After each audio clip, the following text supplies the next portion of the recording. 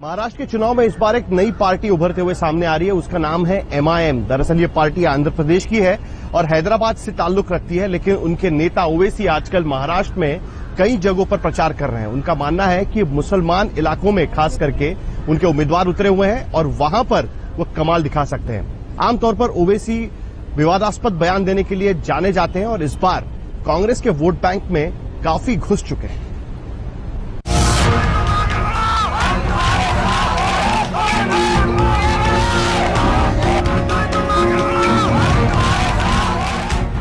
एक सिस्टमेटिक तरीके से मुस्लिम माइनॉरिटीज़ का डिसएम्पावरमेंट किया गया है और ये मैं अपने दिमाग से नहीं कह रहा हूँ। खुद महाराष्ट्र माइनॉरिटी कमीशन ने जो सर्वे करवाया उसकी रिपोर्ट से बता रही है। आप मुझे एक बात बताइए कि 1962 से 2009 तक जितने असेंबली के इलेक्शन हुए 1100 के करीब MLAs इलेक्ट हुए। आखिर क्या वजह है कि सिर्फ एक छोटा सा नंबर 119 मुस्लिम MLA जीते? MIM के इस फैसले से पहले से ही एंटी इनकम्बेंसी का सामना कर रही कांग्रेस और NCP की मुश्किलें बढ़ सकती हैं। महाराष्ट्र में करीब 12% मुसलमान हैं और लगभग 47 सीटों पर उनकी तादाद 20 से 43% है।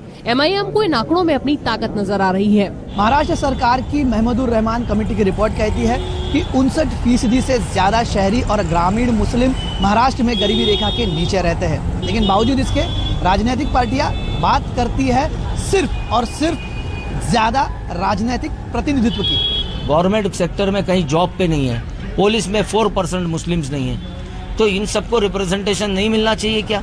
MIM मजबूत स्थानीय उम्मीदवारों के साथ मैदान में उतरी है। पहली बार ऐसा हो रहा है कि दलित, मुस्लिम्स और दूसरे सभी कम्युनिटी के लोग एक साथ मिलकर आए हैं शहर के डेवलपमेंट के लिए, और ऐसे बहुत सारे इश्यूज हैं जो मेन पॉलिटिकल पार्टीज इग्नोर करते आई हुई है। यही वजह है कि इतने सारे लोग अब हमारे साथ जुड़ रहे हैं। सोशल मीडिया की वजह से पहले से ही युवा ओवैसी के भाषणों के जरिए उन्हें जानते हैं। ओवैसी साहब एक ऐसे वाहिद लीडर है जो पार्लियामेंट में बैठ के नरेंद्र मोदी के खिलाफ भी बोल सकते हैं। हमारे यहाँ से हमारे मुसलमान को कैंडिडेट को इलेक्शन में खड़ा करो, मुसलमान जीत के जाए, हमारी आवाज़ मुसलमान ही उठाएगा और कोई दूसरा कैंडिडेट नहीं उठा सकता पार्लियामेंट में। चाहे कोई भी कौम का हो, चाहे हिंदू हो, मुस्लिम हो, क्रिश्चियन हो, लोगों के पास एक अच्छा समाज नहीं है। आज जो है उनके भाषण से ये मालूम पड़ता है कि हम जो है एक पूरा पीसफुल माहौल बनाए। MIM ने नांदेड़ में अपने लिए अच्छी जमीन तैयार की है। मराठवाड़ा और दूसरे मुस्लिम बहुल इलाकों जैसे मालेगांव, भिवंडी और मुंब्रा में भी MIM का प्रभाव बढ़ रहा है। MIM की मौजूदगी में NCP को RSS की साजिश नजर आ रही है। उसी जगह पे उन्होंने फील्डिंग अपने कैंडिडेट्स फील्ड की है कि जहां पे वोट काट के शिवसेना जीत के आ सकती है।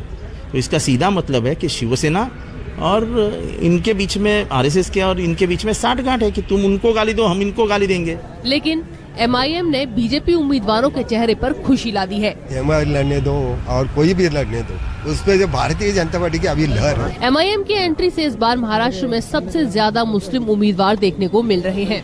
2009 की तुलना में इस बार महाराष्ट्र में मुस्लिम उम्मीदवारों की संख्या बढ़ी है। MIM जैसी पार्टियों को भले ही अच्छी खबर लग रही हो, लेकिन राजनीतिक विशेषज्ञ ये मानते हैं कि ज्यादा मुस्लिम उम्मीदवार होने से सेक्युलर वोटों का बंटवारा ही होगा। कैमरामैन वैभव कनूटकर के साथ कमलेश सुतार, मुंब्रा, आज तक।